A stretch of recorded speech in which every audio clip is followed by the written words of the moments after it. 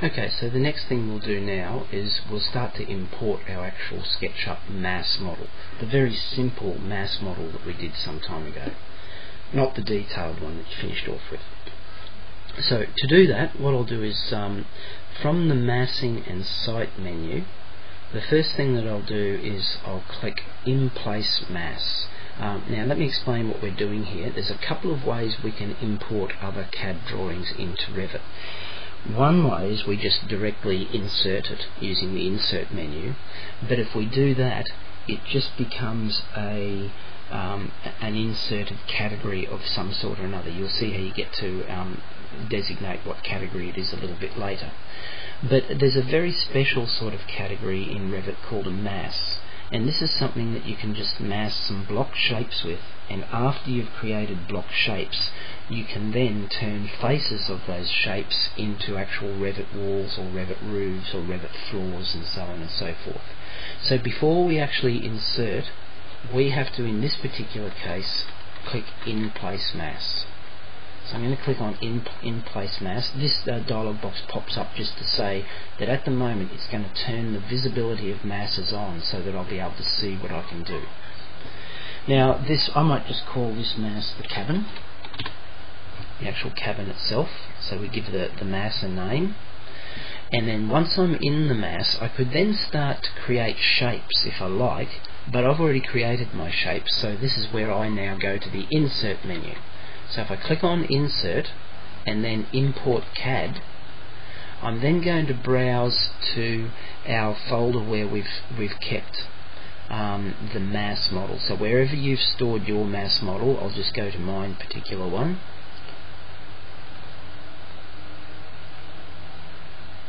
Yep. Okay, so here's my cabin 1 mass. So wherever you've saved your mass model that we've done some time ago, don't double click on it just yet. There's a few things we've got to change. The first thing I want to do is under colours, I want you to preserve the colours. It probably won't make too much of a difference in this particular case. Make sure all layers are there and leave the import unit set to auto detect. Positioning, make your positioning manual in the origin, I'd say. So we'll manually be able to click the origin of the SketchUp model, would probably be the best bet. And place it at structural floor level and click open. Now when you've clicked that, I suppose initially we'll just need to just place it just anywhere at the moment, and then when you've done that, you can see we've actually placed a plan view of the cabin. Now what I'll need you to get you to do is temporarily, at the moment we can't see through the roof. So to see through the roof at the moment, just click on the model graphics style, and at the moment it's hidden line, so anything hidden won't show up. Go to wireframe, click on wireframe, and then when you've got wireframe you could zoom in on one of the corners of the wall. This one looks like a nice easy one to do.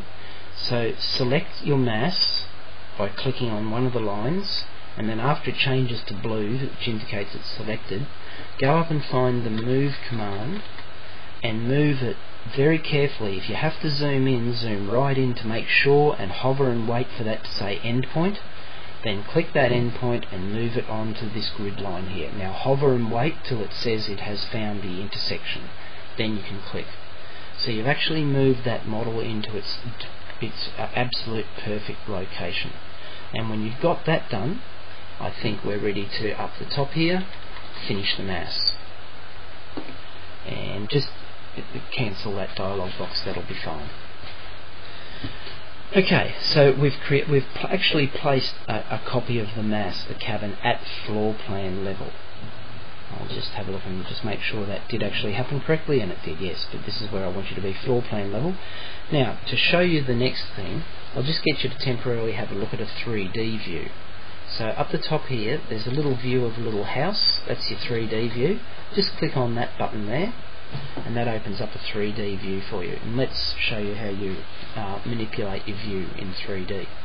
If you just hold down your middle wheel and move your mouse, you're in the pan mode. This is the exact opposite to SketchUp. At SketchUp you would be in the orbit mode. you would need to in SketchUp hold your shift key down to go to pan, but in Revit holding your mouse down takes you straight into pan. If you want to orbit, you have to hold your shift key down and then move your middle wheel, and now you're in the orbit mode. But that's the SketchUp model that you've brought in. So it's even brought in the person character. Okay, so that's what we've brought in at the moment. Now, to show you another thing just by looking at that, if I go back to the massing and site menu, I can see that at the moment masses are being shown.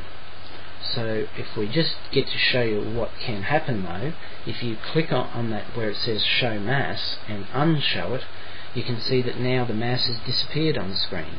Click on show mass again and it shows up. Because this is only a temporary thing. This is not the actual model of the building. The actual model of the building is going to be made up of Revit wall commands and Revit roofs, etc. And then after we've traced over this model, if you like, with Revit tools, we'll then be able to turn off show mass and we'll be left with just pure Revit items. So at that point in there, after we've brought that in, I'll go back to my floor plan here at the moment. I'll go massing and site and show mass if you haven't already, and you remember the mass we did was just a real sharp outline drawing. There was no wall thicknesses or anything, it was just a simple job. Just check that that's showing up on all of the views, so the site plan is showing up, and I'll talk about the difference between true north a little bit later. So that's all showing up there at the moment. We go to elevation 1, we've got a front elevation view of the building, elevation 2, that's looking all right, elevation 3, yep, that's looking right, and elevation 4. So we've got these elevation views of the building. I'm just going to leave myself back at floor plan level, type ZE for zoom extents, and I might do a bit of a save at that point. And when we come back later, we'll take this a little bit further. So I'll just stop the video at this stage.